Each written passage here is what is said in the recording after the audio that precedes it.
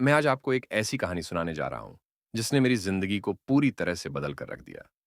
ये कहानी है मेरे गांव के एक पुराने पार्क की, जहां एक भूतिया झूला है।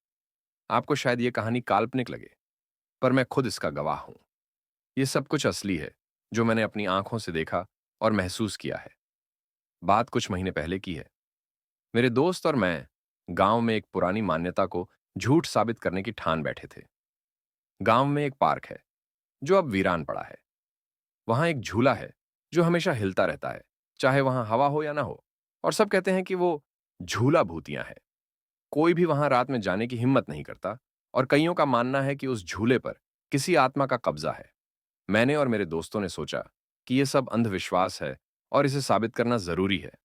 हमने रात का इंतजार किया और ठीक 12 बजे उस पार्क में पहुंचे। पार्क में सन्नाटा पसरा हुआ था। ठंडी हवा के झोंके शरीर में सिहरन पैदा कर रहे थे। और जैसे ही हम उस झूले के पास पहुंचे, हमारी हिम्मत टूटने लगी। झूला बिल्कुल खाली था, पर वो धीरे धीरे हिल रहा था, जैसे किसी अदृश्य शक्ति ने उसे छू रखा हो।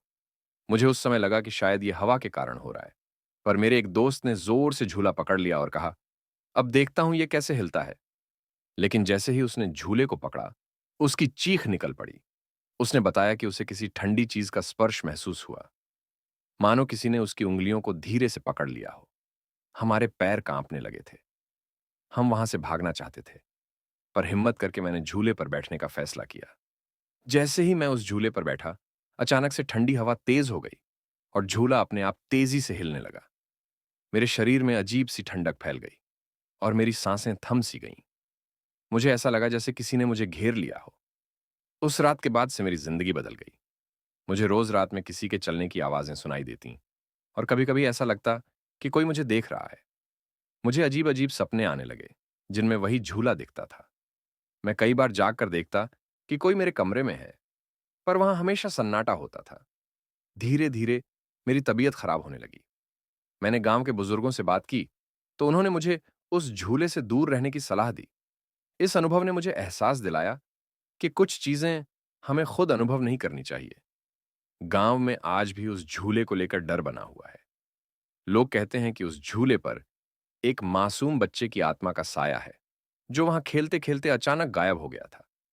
और आज भी उसकी आत्मा उसी झूले पर बैठने की कोशिश करती है। कोई कहता है कि उसे पार्क में रात के वक्त एक बच्चे के रोने की आवाज सुनाई देती है।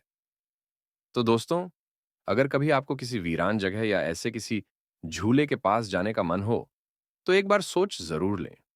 कौन जानता है कि किस जगह पर किसकी आत्मा का वास हो।